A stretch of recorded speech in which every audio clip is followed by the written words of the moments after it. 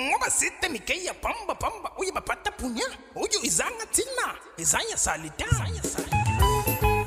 Baboya. Paso a zéro. T'es sur mi sabat. Como ya lobby. Basita ya pamba pamba pamba. Tusopa kula bango. Basita ya chana chana chana. Tusopa kula bango. Surtout ya papa voisin. Basako soit fimbo fimbo fimbo. Du nouveau sur Congo Lobby. Du nouveau sur Congo Lobby.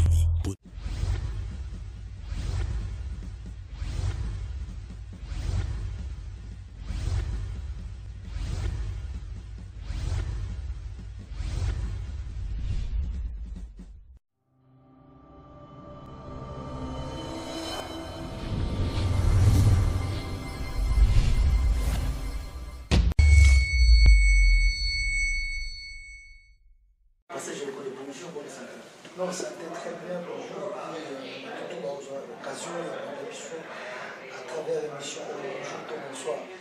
Bonjour, tout bonsoir, parce que je suis bon santé, à mon ensemble. Rassemblement de type sur les voies populaires, pour les gens dans le pays de ça. Je veux voir, il faut que vous allez à l'État, vous allez à la Belgique ce soir. Non, bon, ils ont un détail, ils ont un statut diplomatique, tout ça là. Évidemment, les rassemblements et abandonner le peuple congolais. Moi, je dis au peuple congolais de continuer de faire confiance sur l'ensemble. Vous allez discuter, c'est petit à petit, on va faire son lit petit à petit, pour s'acheminer vers la fin. Il y a un régime, il y a Kabila. Stratégiquement, mais je pense que bateau tout passant dans le régime à Kabila. Avant de de 2001, en 2003, qu'est-ce qui s'est passé dans ces pays-là, les Congo. Je ne crois pas que ce soit moi la maman malade parce que ça,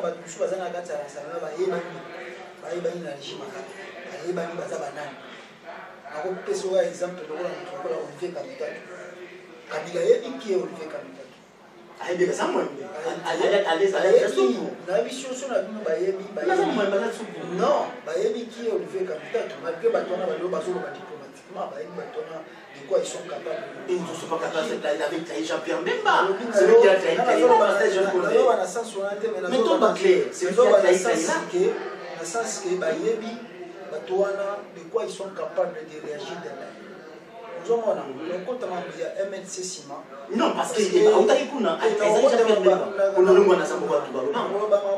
MLC Ciment, parce que on est dans la partie parti pépinière. Donc, on va arriver comme ça. Dans le gouvernement Kabila, qui sont les leviers capitaux. C'est ça que je dis. De quoi ils sont capables de faire. Mais alors, ceux qui bango bata Kabila, bana mémoire moi mukuse ya kobosa na kake. Bateau va réagir, bateau va ça, donc on va contrôler Congo, toutes les provinces, tout, qui s'attend très bien que non, le pire aussi, oui, il y a d'un moment à l'autre. Le pire, il y a d'un moment à l'autre, parce que je connais tous les politiques qui ont dit, pour le cas de chef Kabila, parce que je diplomatie possible des politiques qui ont dit, partout. D'ailleurs, le mot de l'Égypte, pas qu'est l'Égypte. Pas signifier que non, président Égypte, que non, Moutoua, c'est un homme très, moins sérieux, très dangereux. Ce n'est pas un homme à respecter sa parole. Qu'est-ce que les politiques est allé faire en Égypte? On ne sait pas, mais le pape est venu y passer là-bas pour certifier. Là-bas, au lieu de couper sa bombe, de la ville, non, c'était moins, c'était un choco, c'était un sincère. Vous avez bien beaucoup de la place. Non, parce qu'il faut que la bon encore. Non, mais avant Panzani Mbongo, Kadhafi avait plus d'argent que lui. Kadhafi a un homme qui est collecté, mais à Koufa. Mobutu aussi avait de l'argent. Donc l'argent ne résout pas les problèmes. La corruption résout les problèmes. On résout pour quelque temps. Mais ce n'est pas pour durer le temps ou bien on résout le problème. C'est pour une courte durée. On corrompt tous les lots, après lobby, on corrompt là. Non, ils ont solutionné pape dans le comité, mais il a écrit déjà. Non, 20 minutes de chute. Alors, pas pour nous, je vous ai dit que le pape, ici à Mona Kabila, Pesara Kabila, le pape a dit Kabila que non, respecte ça, le Congo qui est Mabé, va faire ça, va faire ça, va faire ça. Kabila Zone au Congo, devant le pape, il avait accepté que non, après dialogue, il y a Senko, en tout cas, il a donné le parole d'honneur. Non, il a compris sa parole d'honneur. Pour la hier, ils allaient dire la parole d'honneur. Que non, je vais faire ça. Mais de son retour, à Kekouna a roulé pape, a roulé l'église catholique, c'est du corps, alors ça m'a tout le monde. Mais c'est bon. Moi, je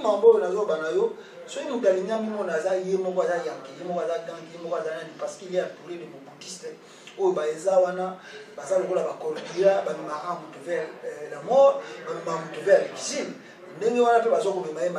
Parce que les bouddhistes là, plein de banques qui va bien qui est plein de banques bouddhistes petit à petit, soit abîmé à l'exil, soit abîmé à Koufi. Ça s'appelle bango, à Kimi la banque appelle le Subazo Malako. Mais il est mort à zone formaté. Il faut qu'à s'attendre bien, et aussi qu'il ait même 1 centime. 1 centime à pas il va devenir pauvre tant qu'il a pouvoir dans le Congo. Mais on va pouvoir voter, parce que la diplomatie, mais c'est aussi ma départage, je connais. Donc, le tir de la diplomatie, c'est aussi ma diplomatie, mais aussi à Mandoki. Peuple comment je sais à Mandoki. Parce que je suis pas Moïse Katumbi. Ok, tout a besoin de Moïse Katumbi. Tout a besoin d'honorer Mwanda. Honorer Mwanda dans Moïse Katumbi. Beaucoup de vidéos, beaucoup plus de misaba. Vous avez un bon.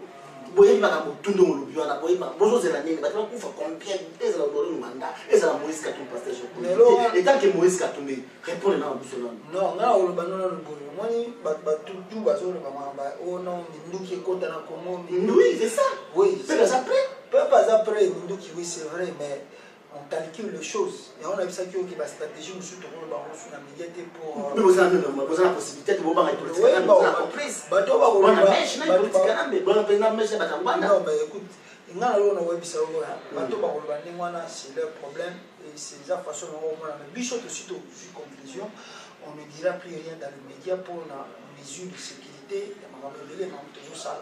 Donc on tente mieux de se taire et puis de travailler dans une cessé mais puis ça qui ok dans mon plan c'est toujours le bar surtout bigira ko le bango na 2 minutes comme avoir mais bino parce que moi aussi la masse en Belgique les secrétaires bata Moïse Katumbi beaucoup dans la Belgique ba président Francis ba nani tout ba Evariste ba Bishop Kakoloto beaucoup dans la Belgique ça n'est pas les problèmes les réunions ça n'est pas les problèmes stratégiques ça reste simple réunion quand la Belgique pourquoi bino ba Mwanda na ba Moïse Katumbi nalobi boy na biso na ba Mwanda te biso nous a problème na biso ali toujours au Kenya na étape pour libérer Congo étape pour wana parce que ningo chukoloba Kabila au Kenya na malembe te Kabila doit partir par la force ningo toujours kendele ya moi toujours mona to bati ko on a un message à rassemblement mais clair oyo bazaki na Bruxelles ba moni message à rassemblement que le peuple congolais a compte sur un système, il y a désobéissance civile.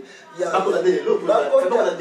non, chaque chose a son temps. Nous suivons le pas à pas, mais l'élection guerre. Nous suivons le pas à pas. Donc on a dit qu'on ne va pas parler d'autres stratégies dans le média. C'est fini le truc là qu'on faisait. Maintenant, on a grandi, on commence à changer de tactique aussi vers l'adversaire. Alors, mais là, on doit aussi retenir une chose, que nous avançons vers le front et il y a un moment où les Congolais doivent prêts pour nous appliquer l'article 64. Mais l'article 64 sera bel et bien appliqué qu'à la milité au monde et dans le binayo Mamoussou Tourou mais Congolais nous sommes à Mboka. À Mboka, tout se préparer parce que Maramouné n'est pas Bokisama. Parce que je le connais, on déjà déjà. Donc, c'est une exposition sur proposition, on Moïse Katumbi. On a dit que Moïse Katumbi, parce que les on a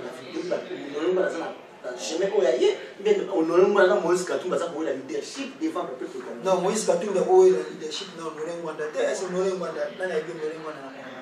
on na biso ni tolo bala su koma honorer Mwanda na diaspora est-ce que ça na comment mbana ba biso honorer Mwanda faut ba makambo eza vérité de bato bazolanda biso bayebaka na biso ndo pesa lupemba biso na diaspora to pesa lupemba ese na Congo onore mwana za lupemba na la yebi onore mwana na Congo yene ngazo atazongi Congo lelo na yebi onore mwana ngai biso onore mwana exactement ce qu'il faut comprendre ba Congolais nous aussi ba yeba onore mwana travaille avec Kabila na sina ebisa yo bana ebisa bino beli na beli non ngana zo sayo otuninga question sur Moïse onore mwana travaille avec Kabila parce que dans le monde que muto azana position ya kobenga na mutu aya kaka okosaka bino na diaspora bani tout ça ce qu'il fait c'est quoi ye azolinga contrôler diaspora afin que apesa Kabila force que ngani nazo contrôler diaspora pour aller à mbongo ebeli ninga zo lia wana pa Kabila na ya ko contrôler diaspora te po bato balanda kae bato bazoluka ye wana za bato yo na ba comprendre qui est monsieur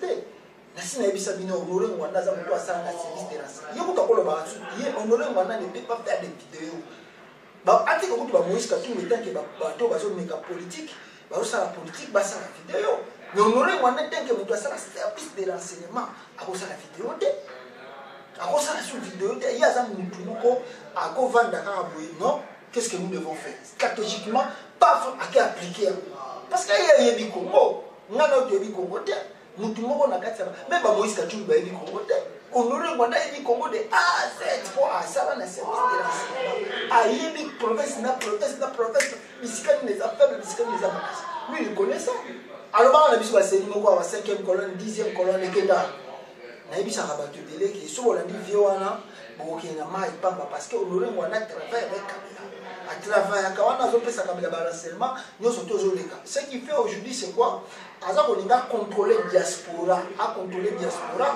bato bazana mémoire faible o ba comment déjà endoctriner na ba message na ye ali baba na ko attaquer bato baba na ko attaquer bato rassemblement pour la nini rassemblement za sous na forcité yene mta ninga senga ba marche ne wana na Bruxelles donc yene mta sala ba biloko na ba bêtise pa mbona surtout le bien makambo to ko sala ba marche belé ah c'est bon to ko ba belé c'est bon mais ça kuna sur wana le côté honorer Rwanda ya sana base na dia azana base na Congo rien akosaka bato na azana bato na ngana kati ba pesa information bo bato ba pesa bonne information est-ce que bato na bazana na mindu ki pemena Kabila ko beta Kabila te mutaboma muza zana ta de corps na et donc il Kabila il bato ba pesa information ko boma Kabila te donc viona so otalier bien c'est un grand menteur azana mutaboma le ba pasa na service de renseignement anaka mutaboma azoko saka zo distraire ba diaspora rien quoi honorer Rwanda ngana bisaka yo même soki bilo honorer Rwanda pour la diaspora ba tu sous na éviter honorer Rwanda na kisa ko tambola 5 minutes te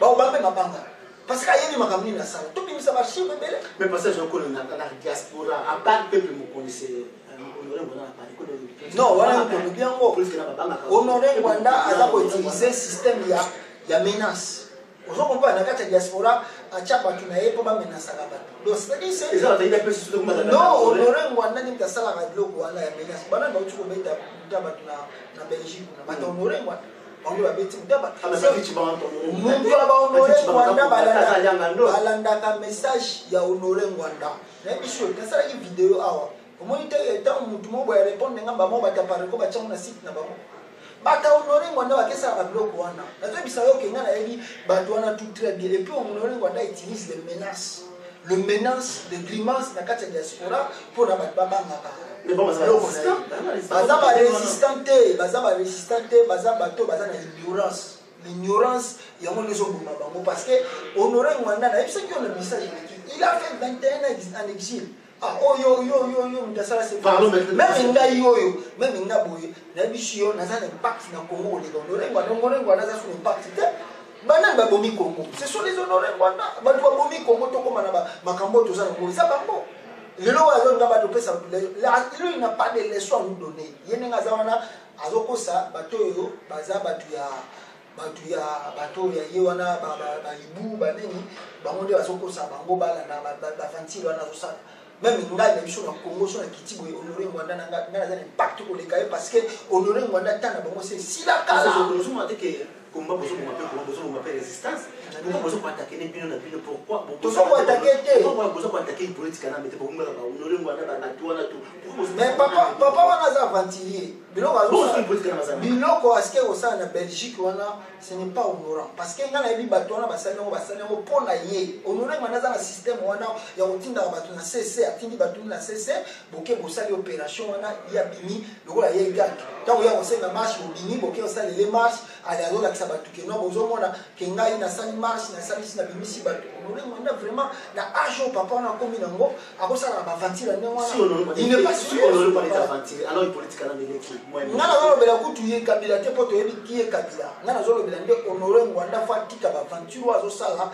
ya okende mukale bato ya rassemblement les gens du rassemblement baza libre ya exprimer opinion na bango partout na mokili baliki bayaka États-Unis tout monde na bango so baké Belgique baké France basala réunion na bango wapi problème ya pariko na kati wa atika nde ba aventure wana abundela Congo ya solo parce que biso toza awa susi na biso za moko les départs de régime de Kabila okende mukoloni to osala yo bi osala na service de renseignement kendo sala ono nazolinga batu tu basanga sur du mensonge na pesa yo exemple est-ce que Moussa kendaka ewabora Moussa tanga kendaka na ewabora amemaka Congo mobimba ba rebellion to sala mina kati ya Congo wana na bisa bino ba rebellion to bani na kati ya Congo wana pone ebenga ya ko renverser Moussa ba rebellion to sala mali sek bani ko bela na ba vidéo na ba YouTube dans Facebook parce que les alliés non ils allaient ba chaîne les alaki parce que je peux les scoper en Moïse Katumbi pas honorer Moïse Katumbi c'était grand bon ça na ça grand idée là ça la nini moi ça la machine politique non oui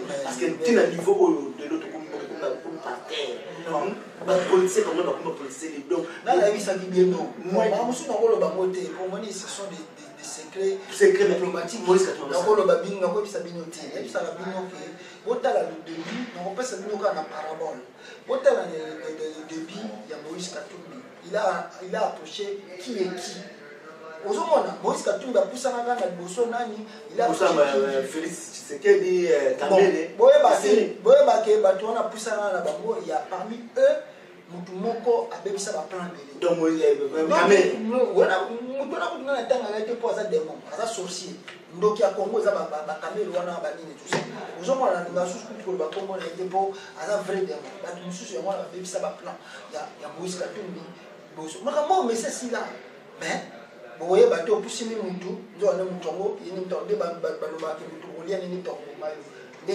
babloko ba musu basala pour plan musu sebeba et ça n'ont rien toujours construit plan musu mais les deux bato te vous baïba ozo ba o mundu ki ya mais rassemblement ça basanganya bozo solola na bato na kati ya rassemblement osololi ozo mona kwa ba master mais ce qu'on a plein mundu ki ya boye bisi ba mo la table out. Croyez-moi, dans 2 minutes après Kabila Oyoka. Oui, quand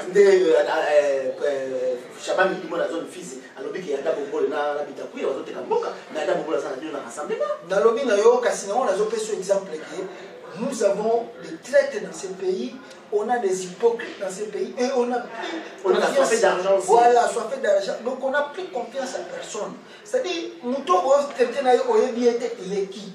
Après sur on a eu la tomo les bango qui na 5 minutes après Kabila yebi makamutu boso. Voilà ce qui fait peur le lot. Moïse Katumbi, je vais prendre les armes, je vais faire ça. Parce que, après si confiance, il trône et il pas à battre. Quand les mêmes personnes que lui, il a confié, c'est que le chouchou, par terre. On reconstruit et on attend, c'est vrai. Mais, ce qui est sûr, le monsieur en question est déterminé. Moïse Katumbi a obtenu un souka. Mais son grand frère, il est là, parce que son grand frère, il a déclaré aussi. Il y a un lobby na yo. On appelle ça un exemple de balai. On a caché la Bible, tout le monde en haut. Esaou. Abomande, il y a un jalousie. Et demain, tout le monde en haut, Caïn Abel. Donc on a Aboma, on a pour la jalousie. Donc ils ont la catégorie Katoto. Nous sommes tous là, Asala, Zongo, Yaliga Sala, Azwa Mungo, Kavaina Kabila. S'ils pensaient que Makamoto ça va détruire, ça va déstabiliser Moïse Katumbi, il se trompe. Moïse Katumbi a sa façon de faire la lutte et il a sa façon de voir les choses afin que tout le régime en question de Kabila. Parce que je reconnais que Jean-Marie Kassama, nous avons signé comment à l'époque de la scribe de base dans la tête cassée. Le but que Jean-Marie Kassama, il y a en Afrique, a fait la diaspora. Est-ce que ça n'est pas digne la chaîne où il y a occupation, chaîne limite? Mais on a vu dans le scope, il y a aussi tout son nom, la souka, nous avons fait ça pour force, ils ont honoré un mandat. Nous avons fait ça pour force pour attaquer Batou, et puis TV5, TV5, chaîne où il y a Malika Samba, Anne Kisango. Nous avons honoré un mandat, on a vu un azafo, azafo ma belle, azafo honoré un bisayo, na yebi, tout le temps bisayo, c'est lui, c'est lui. On a dit que c'est honoré Rwanda. Nous avons dit que c'est honoré Rwanda qui fait ça. Et ça fort, et je l'accuse. Mais pourquoi on marche non, non, la réunion était déjà bien sécurisée. Mais c'était pourquoi? Rassemblement est sécurisé. Si vous avez autorisation, honorer Rwanda, vous avez un système et on a un petit si vous avez fait de l'esprit, voilà. Allez, vous avez un Rwanda, vous avez un pour les Belgique, il y a un moment où mais Jacques bon, pour les États-Unis, bon, dossier à Jacques Mian, on sur la média pour les dossiers privés, ils vont là. Non, ils ont eu l'information, pour le dossier. Mais Jacques Mian, il va y bon, nous doit avoir aux États-Unis, Jacques Mian, États-Unis, c'est pour éviter. Il y a un lobby, voilà. Et puis, on est États-Unis, grand bandit, ah, pour nous commenter, ah, on qui t'a gagné l'aéroport, il y a qui droit. Ah, on a dit, tant qui t'a gagné l'aéroport, tout le monde, tout, soit il y a un mandat avion qui est aux États-Unis, ah, tout le bateau, ma matin avion, aux États-Unis, États-Unis, ça va gagner. Tant qui t'a gagné l'aéroport, comme il droit, pour blague ça, au moment là, il y a un pas pour le bateau, rien. Soit ça qui y a un kenayo, tant qui t'a l'aéroport, au changer, comme il normal. Donc, il y a un peu de binoté, il y a l'Europe, il y a mais parce que je connais la même vidéo, il y a mon tantine, on a dit comment on était occupé, parce que je connais pas ça, bon, si vous non, bon, il y a un qui a Congolais qui a ceux qui nous ont dit qu'on mata, sa nationalité. Même si on a humanité, bon, ce qu'on joue les acquinants, comme nous avons postulé la bloc. Ça va mentir à Congolais, honorer un Rwanda, Congolais. Donc, c'est question mon gars, si on a des articles aventure à ça. Parce que y a banda kota na Samaï à Bimarate, kaka oh no 5e colonne, bana nangana boy bisabino makambo eza solo, makambo lo bageza solo même colonne no pesa solution. Pesa biso solution, tika ba banti. Les jeunes passent la qui peut solution. Moïse Katumbi ça la solution, mais vous on Moïse Katumbi qui a pas aller. Bato ba komisa honorer Rwanda. Ba bisa mo colonne no Rwanda pesa ba ngoki. Mo colonne no honorer Rwanda sala réunion. Tout le monde est là, il faut là. Au moins vous colonne no photo, au moins honorer Rwanda sala réunion. Non, honorer Rwanda na kisasa sana base. Quelle est la base de honorer Rwanda? Non, que Europe na connaît Dombo. Luka bango ba yebisa yo honorer Rwanda na Congo aza na base te. Alors na ba petit na ye oyo ba yo ke la kaye mutu na bango yo sala bien te. Alors tinda bango ba na mona na basala ba kawe mayiso basala. Ba interview à Facebook, interview à Skype, interview à sala na bango na Skype. Yo leader o sala interview na Skype. Mais moi, la seule Moïse Katumbi qui ne fait pas ça la tête. Non, Moïse Katumbi a fait des choses. Non, nous collaborons au monde.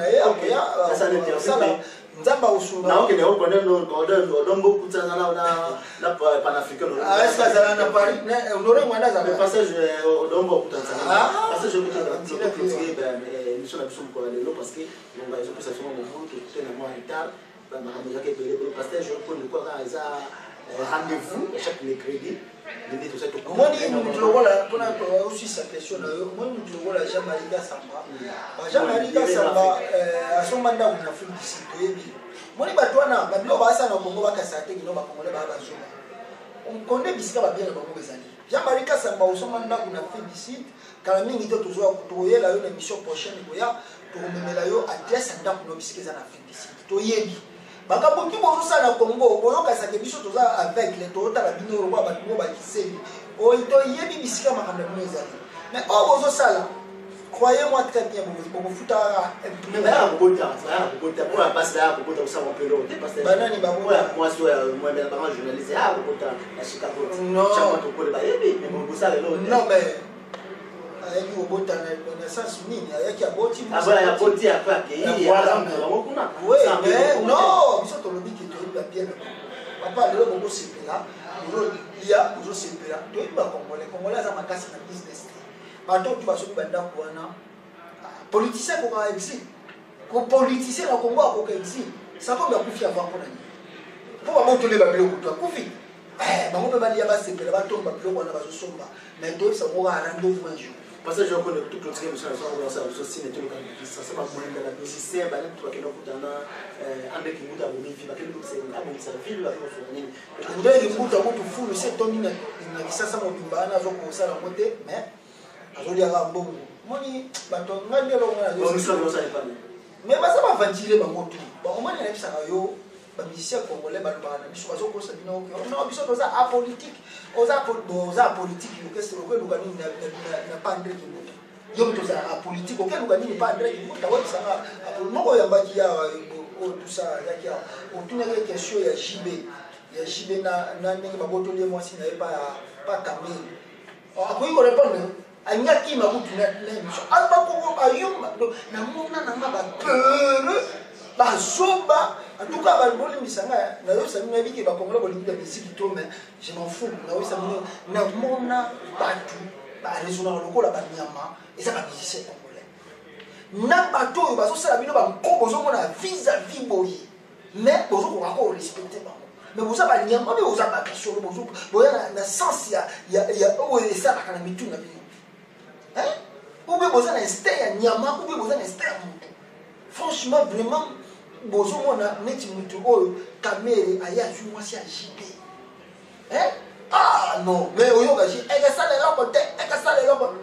loko parce que soka sala loko to ko lo bateke sala loko te soka sala loko te o moi teke o ko bono la libumu la na Facebook o mo sauter na ba piscine o mo tirer la torche parce que ça y est loko o no zo eka sala loko te ça no pita et ça lui est loko parce qu'on sentit que non a poignarder yo na Congo pour on imagine que yendo ko sala nengwa mais est-ce que ça lui va le niveau mais yo za mobali na ba musicien américain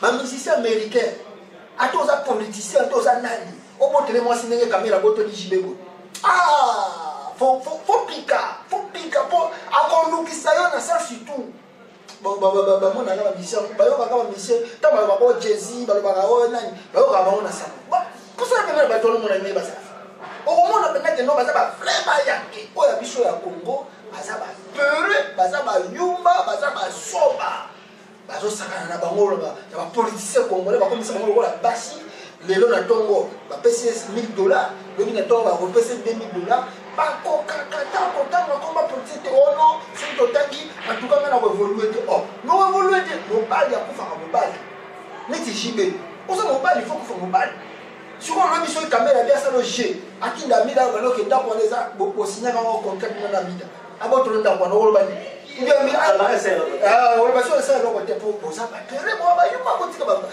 ko ça mais ça passe mini bon le musicien là il va sur mona bango pena éviter quoi l'habité on a tout tanga ba classe auto sana bo yo yanke ezali pour ozuki si obinisi batu bani mais la sens ya mundu ya raisonner neni mutoko vivre na kata société ozaka motivé ozaka yo ko attaquer yango boni bo mataka na bino pété qui est le musicien congolais riche nous avons plus de 80 millions d'habitants au Congo. Dites-moi qui est un musicien congolais ça teka 10 millions d'exemplaires. Nana teka bimisa album teka 10 millions d'exemplaires na kata Congo. Na bimisa album teka 10 millions d'exemplaires. Mais nous avons une population de 80 millions d'habitants. Jay-Z a bimisa album on a combien de millions de acheter album. Mais on a soit à 100 000 exemplaires, 80 millions d'habitants. Mais on a 100 000 exemplaires, on a commencé à tête trop. Mais on a rêvé, on a compris. Premier production na bango za na Congo za na Libanda na diaspora te ba kosoma musique ya congolais première ba kosoma musique ya bango za na Congo mais pourquoi na kata Congo ba kosoma musique na bango te parce que on a convié la population. Maintenant, il y a piratage, solution à piratage. C'est le gouvernement congolais. Mais pourquoi pas une solution à piratage? Mais non, mais il y a des choses qui sont du pureux de l'humain. Parce que ce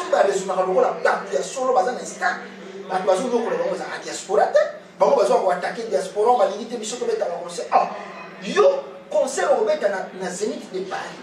Ce que bête on a quatre à Congo. On y faut nous ça. On y comprend beaucoup. Mais vous comprenez rien. Vous comprenez rien que nos photos ça structure na mboka makamute vanda makamute za nationale pour biso peto banda ko se retrouver. Mais si c'est ni na za na mbongo za na mboko so ka za ngo belé peut-être di balé. Bien mais ça. Ça n'a rien. Pas na rien na biso ça n'a rien ba mission congolais ba za na carte. Mon côté, la mission comme ça, même 5 millions par même 5 millions de dollars. Mon côté, rien. Ma trop quoi. Mais la réalité là, on le met au monter, mais pas tout va mourir banco. Après le bitan, on va pour toi, on note sous comme état conseil. N'a pas tout va soutenir banco. On soutenir le banco, le roi a bien opéré pour faire la vérité. On soutenir le banco. Merci à tous les pasteurs, je connais les émissions va dire maintenant le Congo Flash, après la Denzel, pour Congo le plus de pas qui MK et puis na JBS Congo ya lobby na JBS mannequin des médias na John Image TV mais vient absolument Radio Salem ba à côté de la combat Radio Salem ba Salem la vidéo na Congo to vous appelle à Radio Salem ba toujours ya téléphone na Congo de la Congo parce qu'il y a le plus star na kota via Radio Salem ko tu féliciter le passage au Congo na rappeler qu'il bomba ça kota déjà non Marie-Paul a conscience Marie-Paul a conscience depuis quand là Marie-Paul a conscience depuis quand tu peux appeler Kimbo oui a conscience à mon là Kimbo va na zoke mabe a il va c'est le problème pour na makambo na Congo donc faut féliciter Mutende mwana parce que a conscience ya Noki a comprendre que non bisika to okende za mabe si ce n'est que bato batika na kata mboka na baloko so mbongo banini on comprend le terrain où il va dire il y a sanité, il y a tout ça qui ne dit jamais la population la place. On va voir, mais Beyoncé, mais pour lui, Beyoncé va dire Babisaka. Oh, tout le politicien, mais va dire que non, Beyoncé, à partir de temps où il faut tenir mais Beyoncé, c'est un risque qu'on a ministre de moi. Balobaka, musicien Balobaka. Ce n'est pas comme de peur là, par exemple, après, par exemple, on va se comparer à un musicien américain. Bon, pour faire la boula, nous avons eu bateau, instinct à bateau. Marie-Paul a sa compagnie sérieux au Lisabon. Pour nous continuer, nous allons la bourse à la mode MLC. MLC, Kabila Sassoba. Et voilà, Kabila Sassoba, MLC. Moni, Baouti a signé l'accord. Baba l'a signé, Bazaki a reçu aux États-Unis. Baba l'a signé. Baba l'a dit Jean-Pierre Bembaïno a pris sa autorisation à partir de la haie pour assigner. Jean-Pierre Bembaïno, chacun pour soi, dire pour tous. Donc, les lois qu'on a changer les poches. Pour l'intérêt, pour la vie privée, la MLC, après Jean-Pierre Bemba na Simeza, Fidel Babala. Tant on dit Fidel Babala, quand tu connais les Jean-Pierre Bemba, tu as ici à Kota. Aux hommes, on a tout dit qu'on monte. Jean-Pierre Bemba dit qu'on monte. On dit, l'homme, je suis dans le bas, tu sois on a joué à la ça n'a pas signé. Non, c'est ça, on a signé, on a fait des ça, on a photo. Aux hommes, donc on a dit, quelque chose dans les malheurs et bon les malheurs. Parce que je retrouve dans le camarade, que là, on va signer payer dans la haute parité, dans la vie, on va traiter, c'était professeur de la Tour par signer. Pour pas savoir, c'est souvent on va réaliser l'élection, et on a tiré un peu de chibala. On va donc signer, qu'on ait une engagement de l'élection dans la 2017. Par contre, il y a aussi Kabila a mis 5,6 millions. A où tu commis ça 7,6 millions de dollars à son lobby. Va corrompre Donald Trump pour la référendum. Pas tout le monde comprend le thème en bas, 5,6 millions de dollars. Kabila où tu commis ça pour corrompre le lobby aux États-Unis à atteindre Donald Trump. À où tu n'es pas. Les autres Simbalan à c'est ce qu'on va manger 5,6 millions de dollars pour aller à ça la rivière. Nous matika. Alors ça il faut dire on dirait que dans mon changement à la réforme est-ce que Nassim le Bali nous monsieur c'est Kabila qui n'a pas la mission de Kabila au Congo c'est déstabiliser ce pays, détruire ce pays. Kabila est venu pour détruire le Congo. Kabila n'est pas venu pour construire le Congo. Il est venu. La mission de Kabila, c'est détruire le Congo et construire le Rwanda, l'Ouganda, Tanzanie. Les pays n'a sont construits en Rwanda. C'est ça la mission de Kabila au Congo. Mais tout le monde, les gens ne comprennent pas que Kabila c'est la mais plus de la vidéo, il y a l'équipe à référendum. Mais la mission, c'est sous stratégie à sous-terre. Mission qui nous dit déjà que le peuple congolais va s'arrêter prêt. Maya moto bon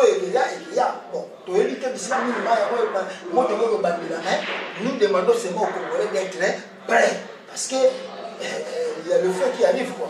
Le feu qui arrive au Beminaku et dit que au tard la vidéo là au Beminaku na so yebisa yo yebaka ngo to yebisika biloko no to ezali ndoko moko si ayebisa ki au Beminaku yo olobaka ke no so yino otita mo sima poto awa pe bino ko apoto ti Obeminaku biloko bozo signé kuna yebaka ngo za jeune mais ozo luka ye na mboka na ba Obeminaku bozo rappelaka yo Obeminaku yo makambo zo sa na mboka na ko kasante que yo za pour panzi to yo très bien ce que tu fais dans ce pays là mais bolia poto ndabo c'est un jour bo yebaka kani yesu. Ok, merci à tout pasteur. Je reconnais que nous plus de motifs à l'émission de Nyangando, nous avons Congo Flash et pas à Denzel, pour Congo Lopito, et puis Congo à Lobby, dans les quêtes médias au Canada. De tout côté, dans la semaine, pasteur, je reconnais que nous avons na Chaban Idimo na zone physique à Congo, dans la zone de Saint-Domingue à tourner, tout notre émission de nous préparer. Dans l'émission de Nyangando, mais nous avons un public qui a tout préparé là. Les points, si les barres, si les qui a fait quoi, qui était qui. La politique à Télé, ils ont pas de solo. En tout cas, merci à toi de te donner merci. Ciao.